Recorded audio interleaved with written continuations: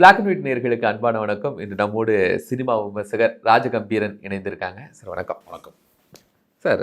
இனி நம்ம சினிமா துறையில் பார்க்கும்போது நிறைய பேர் இயக்குனர் அப்படிங்கிற இடத்துல இருந்து ஹீரோவாக மாறுறாங்க.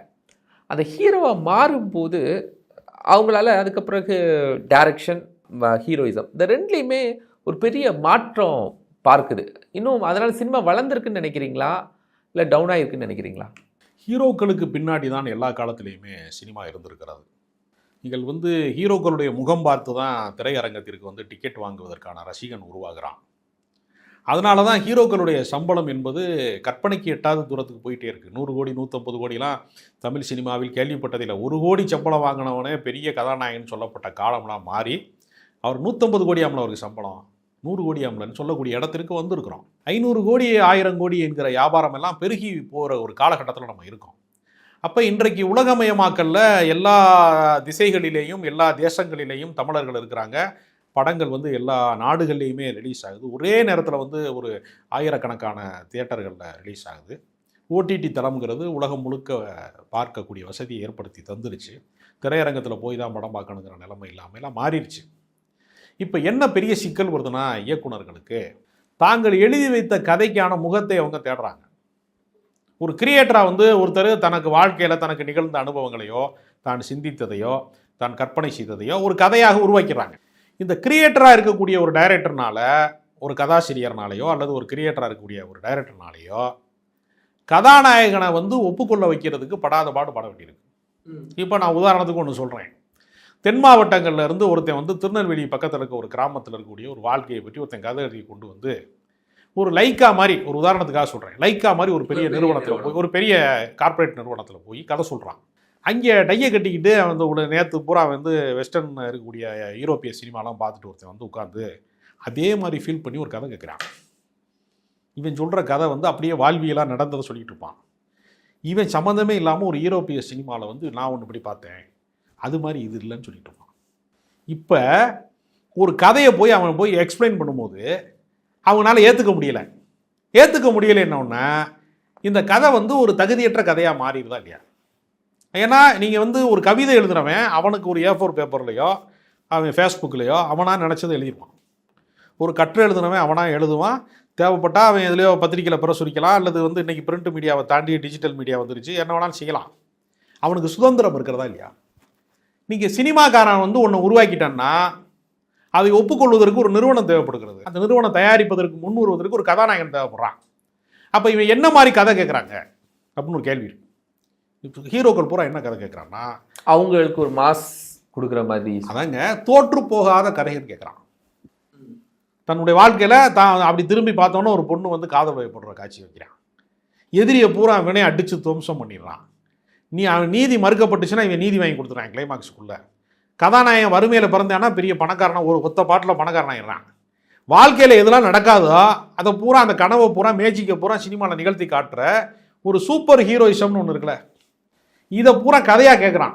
நீங்கள் தோற்று போகாத கதைன்னா ஒரு படம் தோத்து போகக்கூடாது அப்படிங்கிற கதையை நான் நினைச்சேன். அப்படி கிடையாது. அவர்கள் அந்த படத்தில், அதாவது என்னன்னா, ஒரு கதாநாயகனாக இருக்கிறவன் நீங்கள் சராசரி வாழ்க்கையில் நீங்கள் ஒரு குழந்தை நடை பழகிற போது கூட 4 தடவை விழுந்து தான் நடை பழகும். ஒருத்தன் சைக்கிள் பழகுனா கூட 2 தடவை கீழே விழுந்து தான் சைக்கிள் ஓட்ட பழகிறான். 2 வீலர் ஓட்டுறது பழகும் போது கூட எங்கேயாவது போய் ஒரு முட்டுச்சந்தில் போய் ஒருத்தன் மேலே உரசிட்டு தான் வர்றான். இது உலக நியதியா இல்லையா? கதாநாயகன் எங்காவது தோற்று போகிற காட்சியை நான் பார்த்துருக்கீங்களா? சூப்பர் ஹீரோயிசத்தை பார்த்துருக்கீங்களா? எல்லா படத்துலையுமே கதாநாயகன் நினைச்சது பூராமே நடக்குது. அப்போ இவன் என்ன செய்யறான்னா, ஹீரோவை கடவுளாக்குற வேலையை செய்ய சொல்கிறான். நம்மளை டைரக்டரை என்ன சொல்கிறான், ஹீரோங்கிறவே ஒரு கடவுள் என்ன செய்வார், ஒருத்தன் தலையில் கை வச்சா அவன் நான் நினைக்கிறதா மாறிடுவார் இல்லையா? இந்த மேஜிக்கை தான் அவன் சினிமாவில் ஹீரோயிசம்னு வைக்கிறான். ஹீரோயிசத்துக்கு பின்னாடி போகிற ஒருத்தன் என்ன புதிய கதையை சொல்ல முடியும், என்ன புதிய அனுபவத்தை பகிர முடியும்? அப்போ ஹீரோ வர்ஷிப் இருந்ததுனால தான் எந்த நல்ல படங்களும் வரலன்னு சொல்கிறீங்களா? அதில் என்ன சந்தேகம் உங்களுக்கு? நீங்கள் மகத்தான இயக்குனர்கள் என்று வர்ணிக்கப்பட்டவர்கள் யாராவது? சார், எத்தனை வரலாற்று படத்தை சிவாஜி கணேசன், ரஜினிகாந்த் எல்லாருமே நடிச்சிருக்காங்களே சார். நடிச்சிருக்காங்க. எந்த காலகட்டத்தில் நடிச்சிருக்காங்க அதையும் ஒரு சேர்த்து பார்க்கணும். தொடக்க காலத்தில் முள்ளும் மலர் மாதிரி ஒரு படத்தில் நடித்த ரஜினிகாந்த் இன்றைக்கே அந்த மாதிரி ஒரு ஸ்கிரிப்டோட ஒருத்தர் வந்து ஒரு வாழ்வியல் கதையோட போனால் நடிப்பார்னு நம்புறீங்களா? 9 ரூபாய் நோட்டுங்கிற கதையை ரஜினிகாந்த் வச்சு தான் நான் எடுக்கணும்னு தங்கர் பச்சான் வந்து நான் ஆசைப்பட்டேன் அப்படிங்கிறாரு. இப்போ கூட சமீபத்தில் கூட வைரமுத்து சொன்னார், நான் சாகித்ய அகாடமி விருது பெற்ற கள்ளிக்காட்டு இதிகாசம்ங்கிற நாவலை ரஜினிகாந்த் நடித்தால் நன்றாக இருக்கும் இந்த கதைக்கு. அது சிறந்த கதை அந்த கதை. ஏன்னா அவர் பிறந்த ஊரை வந்து அணைக்கட்டு கட்டணுங்கிறதுக்காக ஊரை விட்டு காலி பண்ண சொல்லுது அரசாங்கம். காமராஜருடைய பீரியடில் அவர் வாழ்ந்த ஊருக்கு அணைக்கட்டாக மாறப்போகுது. சொந்த ஊர்லேயே அகதிகளாக வெளியேற்றப்படுறாங்க. அவர் பிறந்த ஊர் வந்து மெட்டூர்னு ஒரு ஊர். அந்த ஊரில் வந்து அவர் வெளியேற்றப்படுறாரு. வெளியேற்றப்பட்டு பக்கத்து கிராமங்களில் போய் நீங்கள் குடியேறுங்க, எங்கேயாவது போய் குடிசை விட்டு பொழைச்சிக்கங்கன்ற மாதிரி அனுப்பிச்சி விட்றாங்க. அப்படி அவர் வந்து சேர்ந்த ஒரு ஊர் தான் வடுகப்பட்டி. வடுகப்பட்டிங்கிறது அவர் ஊர் கிடையாது. அவர் ஊர் இப்போ தண்ணிக்குள்ள கிடக்கு. இந்த வாழ்க்கையில் இடம்பெயர்தல்ங்கிறது எவ்வளோ பெரிய வழியாக இருக்கும் அந்த நிலம் சார்ந்த மனிதர்களுக்கு. நம்மளை மாதிரி இந்த ஒரு நாடோடி வாழ்க்கை இல்லை, இது நகர்ப்புற வாழ்க்கை இல்லை. ஒரு விவசாயத்தை நிலம் சார்ந்த மனிதன் இந்த மண்ணில் தான் நான் விளைஞ்சேன், இந்த மண்ணில் விளைஞ்சதை தான் நான் சாப்பிட்டேன், இந்த மண்ணில் தான் நான் ஓடி விளையாண்டேன், இந்த புழுதியில் தான் நான் வந்து என்னுடைய வாழ்க்கையில் எல்லா சுகதுக்கங்களும் நிகழ்ந்தது, இந்த மண்ணுக்குள்ளே தான் நான் புதைய போகிறேன் என்று மண்ணை நேசிக்கிற ஒரு மனிதன் வந்து மண்ணை விட்டு அப்புறப்படுத்தப்படுறான். இந்த வாழ்க்கையை வந்து ஒரு கதையை எழுதியிருக்கிறாரு. இதை எந்த சூப்பர் ஹீரோ வச்சு எடுக்க முடியும்? நான் கேட்கறது என்னன்னா, ஒருத்தர் எல்லாராலையும் அடையாளம் பெற்ற ஒருத்தர், ஒரு பாடலாசிரியர், ஒரு 7 தேசிய விருதுலாம் வாங்கியிருக்கிறாரு. அவர் சொல்றாரு, இந்த கதையை வந்து ரஜினிகாந்த் நடிக்கணும் அப்படின்னு நான் ஆசைப்பட்டேன். அது அவருடைய வணிக மதிப்பீடு, அவருக்கு இருக்கக்கூடிய மார்க்கெட் வேல்யூவில் இது சாத்தியமே இல்லை, அப்படி அவர் செய்து கொடுத்தால் நன்றாக இருக்குங்கிறாரு. ஏன் முன் வர மறுக்கிறார்கள் அப்படின்னு ஒரு கேள்வி இருக்குல்ல. ஏன் ஒரு எக்ஸ்பெரிமெண்ட் படங்களை பண்ண மறுக்கிறாங்க? ஏன் சூப்பர் ஹீரோயிசம் என்கிற ஒரு உச்சபட்ச மனநோய் கூட்டமாக இவங்க எல்லாருமே தெரியணும். எல்லா படத்துலையுமே கதாநாயகன் அருவாளை தூக்கி விட்டுறான், அதை பண்ணுறான், திரை முழுக்க ரத்தம் தெரிக்குதுல. ஏன் ஒரு அன்பை சொல்லுகிற படங்கள் வரமாட்டேங்குது? நீங்கள் தொடங்கும் போது பாருங்க, ஒவ்வொரு கதாநாயகனா ஒரு காதலுக்கு மரியாதையிலிருந்து, ஒரு பூவே உனக்காக இருந்து தொடங்குற விஜய் அது போன்ற படங்கள்ல பின்னால நடிச்சாரா? பின்னால் ஒரு நடிக்கலையே.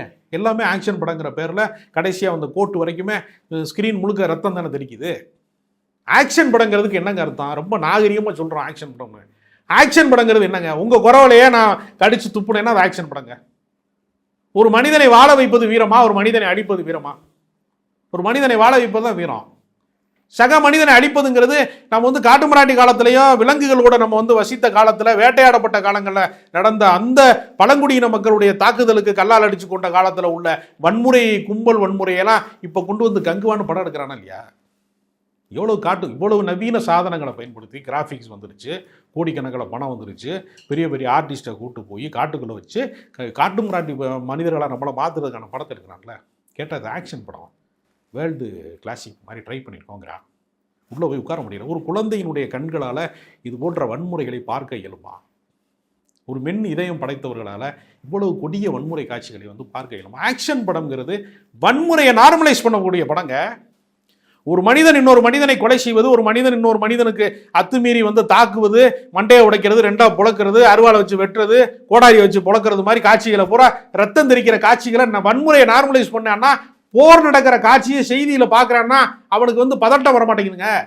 அந்த அளவுக்கு வன்முறையை நார்மலைஸ் பண்ணியிருக்கான். திரும்ப திரும்ப ஒரு இயல்பான ஒன்றாக இந்த குரூரங்களை வந்து மனித மனங்களுக்குள்ள கொண்டு போய் சேர்க்கிறாங்க ஆக்ஷன் படங்கிற பேர்ல. இதுக்கு அத்தனை கதாநாயகர்களும் உடந்தையா இருக்கானா இல்லையா? இது எந்த வருஷத்துல இருந்து இப்போ சிவலபுர பாண்டி இதெல்லாம் வரும்போது கூட நீங்க சொன்ன மாதிரியான இயல்பான கதைகள்லாம் வந்து நேட்டிவிட்டி ரோல்ஸ், ஒரு கதாபாத்திரம், எந்த வருஷத்துக்கு அப்புறம் பெரிய கேப் வந்துச்சு சார்? இல்லை, அதாவது படங்கள் வந்து இப்போ உலகம் இந்த அசுரன் இந்த படங்கள்லாம் கூட சில கதைகளை அம்சப்படுத்தி தானே சார் வருது. அப்போ அவங்களெல்லாம் நம்ம ஹீரோட்டிக்காக கொண்டு போயிட முடியாதா? இல்லை, அதாவது நீங்கள் வந்து ஒவ்வொரு காலகட்டமும் இருக்கிறது. இங்கே திரைப்பட இயக்குநர்கள்லையே நீங்கள் ஸ்ரீதருடைய காலகட்டம், பாலச்சந்தருடைய காலகட்டம், பாரதி ராஜாவோட காலகட்டம், மகேந்திரன் வந்து எடுத்த படங்களின் காலகட்டம், இப்படி நீங்கள் வரிசையாக மணிரத்னத்தோட காலகட்டம், இன்று நீங்கள் வரிசைப்படுத்தி பார்த்தீங்கன்னா இன்றைக்கு அது எங்கே வந்து சேர்ந்துருக்கிறதுன்னு புரியும் நமக்கு. இப்போ எல்லா காலகட்டத்திலையுமே நீங்கள் எம்ஜிஆர் வந்து காதல் தோல்வி அடைந்த படங்களை நடிச்சிருக்கிறாரா? இல்லை. எம்ஜிஆர் வில்லை வந்து வெட்டுறது மாதிரி காட்சியில் நடிச்சுக்காரா? வில்லை புரட்டி எடுத்தா 2 முறை புரட்டி எடுப்பான், 3வது முறை அவன் அடி வாங்கிவான்ல. 3வது முறையும் தோற்று போகிற வாழ்க்கையில் யாருமே இருந்தது இல்லையா? சராசரி வாழ்க்கையில் அது நடக்குமா நடக்காதா? அவன் அடி வாங்குறது தான் கீழேருந்து ஒரு கவுண்ட் வரும், 1 2 3வது அடிப்பாருப்பாருன்னு ஆடியன்ஸே சொல்ல. அப்போ என்ன செய்யறான்னா, இயக்குனர்கள் சிறந்த கதைகளை உருவாக்குவதற்கு மிகப்பெரிய தடையாக இருப்பது எதுனா இந்த நட்சத்திரங்கள் தான், நடிகர்கள் தான் அப்படிங்கிற ஒரு இடத்துக்கு வருகிற போது அந்த கதையை காப்பாற்றுவதற்கு தாங்களே முன்வர வேணும்னு அவன் நினைக்கிறான். அப்போ இயக்குனர்கள் வந்து என்ன செய்யறான், நடிகர் அவதாரம் எடுக்கிறான். அப்படித்தான் ஒரு மாற்று சினிமாவுக்கான முகங்களாகத்தான் ஒரு பாக்கியராஜிலிருந்து டி ராஜேந்தர்லேருந்து எல்லாருமே நீங்கள் பார்த்தீங்கன்னா கதாநாயகனுக்கான அம்சங்களுக்கு கடந்து, அந்த இலக்கணங்களை கடந்து உருவாகிறாங்க. அவங்க போட்டு தந்த பாதையில் தான் பின்னால் வந்து தனுஷ் போன்றவர்கள் நடிகர்களாக மாற முடியுது, பார்த்திபன் போன்றவர்கள் வந்து நடிகர்களாக மாற முடியுது, பின்னால் வந்து இயக்குனர்களாக இருக்கக்கூடிய சேரன் போன்றவர்கள், அமீர் போன்றவர்கள்லாம் நடிகர்களாக மாற முடியுது, சசிகுமார் வந்து ஒரு நடிகனாக மாற முடியுது. இதெல்லாம் ஹீரோவுக்கான ஒரு இலக்கணம்னு ஒன்று இருக்குல்ல. ஆனால் நடிகனாக மாறினா கூட நீங்கள் சொல்ல முடியாது, இந்த சூப்பர் அப்படிங்கிற ஒரு அந்த உச்சபட்ச நடிகர் அப்படிங்கிறதுல எந்த இயக்குனரும் மாற முடியலையே. மாறவங்கெல்லாம் உச்சபட்ச நடிகராக மாற இல்லை, மாற விரும்பலைங்கிறது ஒன்று. இன்னொன்று, இயக்குனர்கள் படத்துக்கான ஆடியன்ஸ் இருக்காங்கல்ல, அவங்க சூப்பர் ஹீரோயிசத்தை இயக்குனர்கிட்ட எதிர்பார்க்கலாம். இப்போ பாரதி ராஜாவே நடிக்க தான் வந்தார், டைரக்ஷனுக்காக வரல. அவரை என்ன சொல்லிட்டாங்க, உன் மூஞ்சி நீ கண்ணாடியில் பார்த்துருக்கியான்னு கேட்டாங்க. அதனால் அவர் டைரக்ஷன் போயிட்டார். பின்னால் அவருடைய கனவு எப்போ நிறைவேறுதுன்னா, அவர் 20 வயதில் கண்ட கனவு பூராமே அவருடைய ஒரு 70 வயதுக்கு பின்னால் தான் அவருக்கு நடக்க ஆரம்பிக்குது. இப்போ அவர் 80 வயதை கடந்துட்டார். ஒரு 10 ஆண்டுகளில் அவர் நடிகராக இருக்கார். இந்த ரெட்டை சுழி அந்த மாதிரி படங்கள்ல இருந்து ஆயுத எழுத்துங்கிற அந்த மணிரத்னம் படத்தில் ஒரு கேரக்டர் ரோல் பண்ணார். பாலச்சந்தரும் பாரதி ராஜா சேர்ந்து நடிச்சாங்க ரெட்டை சுழியில். அப்போ அதுக்கு பின்னாடி தான் அவர் வந்து அந்த நடிகருங்கிற அவதாரத்தை வந்து அவர் என்ன செய்கிறாருன்னா, ஒரு 50 ஆண்டு கால இதுக்கு பின்னாடி தான் அவருக்கு அது சாத்தியப்படுது அவருக்கு. அப்போ நடிகர்களுக்கு என்று ஏற்கனவே எழுதி வைத்திருக்கக்கூடிய ஒரு ஒரு ஒரு இலக்கணம் இருக்குல்ல, அது வந்து நல்ல கதைக்கு எப்பொழுதுமே எதிரானதாக இருக்கிறது. அதுக்கு அவங்க முன்னுடுறது இல்லை. அந்த தடை காரணமாக தான் நீங்கள் இப்பயும் பாருங்கள், ஒரு வித்தியாசமான படம் எடுக்கணும் அப்படின்னு முடிவெடுத்துட்டா ஹீரோக்கள் பின்னாடி போக முடியல. அவங்களா முன் வந்து சிவாஜி கணேசன் மாதிரி சில நடிகர்கள் வந்து அவங்களா முன் வந்து தெய்வ மகன் மாதிரி ஒரு படம் நடிக்கிறது, விற்கிற மாதிரி சில பேர் வந்து வித்தியாசமான வேடங்கள் ஒரு ஒரு விதிவிலக்காக சில பேர் இருக்கிறாங்க. ஆனால் மற்ற நடிகர்கள்லாம் அப்படி இருக்கிறாங்களா அப்படின்னு ஒரு கேள்வி இருக்கிறது. எல்லாருமே ஒரே மாதிரி பேட்டர்னில் நடிக்கிறாங்க.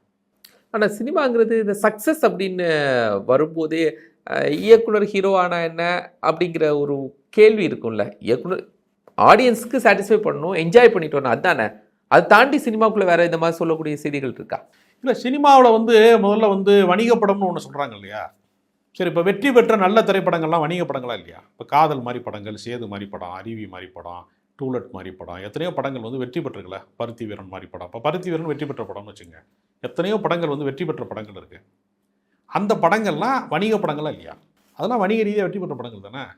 வணிக படம்னா என்ன நினைக்கிறான்னா, லாஜிக்கே இருக்கக்கூடாது, நம்பகத்தன்மையும் இருக்கக்கூடாது, அதுதான் வணிக படம்னு ஒரு நம்ப வைக்கிறாங்க. அது அப்படி இல்லை. வெகுஜனங்கள் ஏற்றுக்கொள்ளுகிற படம் எல்லாமே வணிக படம் தானே. அப்படி தானே அதை பார்க்கணும். அப்போ வந்து என்னென்னா, இப்போ நீங்கள் வீடுன்னு ஒரு படம் எடுத்தார் பாலுமகேந்திரா, சந்தியாராகன்னு ஒரு படம் எடுத்தார், ரெண்டுமே அவார்டு படம். ஆனால் அவர் போட்ட பட்ஜெட்டுக்கு அது வந்து சக்ஸஸ் படம்னு அவரே சொல்லியிருக்காரு. அது லாபகரமான விஷயம் தான் எனக்கு அவரே சொல்லியிருக்காரு. அப்போ இது வந்து என்னென்னா, கோடிகளை குவிக்கிறாங்க, பெரிய பெரிய பிரம்மாண்ட செட்டெல்லாம் போடுறாங்க. எல்லா படமுமே பாகுபலி மாதிரி எடுக்கணும், ஒரு ட்ரெண்டிங் செட் ஆகிடுச்சு, ஜெயிச்சிருச்சு அப்படின்னா எல்லாருமே ஒரே மாதிரியான படங்களுக்குள்ளே முயற்சி பண்ணுறாங்க. அப்போ ஒரே மாதிரி படங்கள் கூட முயற்சி பண்ணுற போது எல்லாரும் ஒரே மாதிரி வெற்றியை பெற முடியல. அப்போ வித்தியாசமான கதைகள், வித்தியாசமான முயற்சிகள், வித்தியாசமான ஒரு களங்கள் அது உருவாகாமல் போயிடுது. அந்த இடத்துல நடிகர்களுடைய ஒத்துழைப்பு வந்து ஒரு இயக்குனருக்கு வந்து கிடைக்காம போகிற பட்சத்தில் அவங்களே தங்களை நடிகர்களாக மாற்றிக்கொள்கிறாங்க. இயக்குனர் ஹீரோ ஆகுறதுல இவ்வளவு உள்ளரசியல் இருக்குது அப்படிங்கிறத நீங்கள் சொல்லும்போது தான் சார் தெரியுது. பட் இதை பார்க்கக்கூடிய ஹீரோஸ்கெல்லாம் நீ இயக்குனர் ஹீரோ ஆகாமல் இருக்கணும் அப்படின்னா நம்ம எல்லா கதைகளும் நடிக்கணும் அப்படிங்கிற ஒரு கியூரியாசிட்டி வரும். ரொம்ப சந்தோஷம் சார். நேர்களே, மற்றும் ஒரு நிகழ்ச்சி சந்திக்கலாம். நன்றி.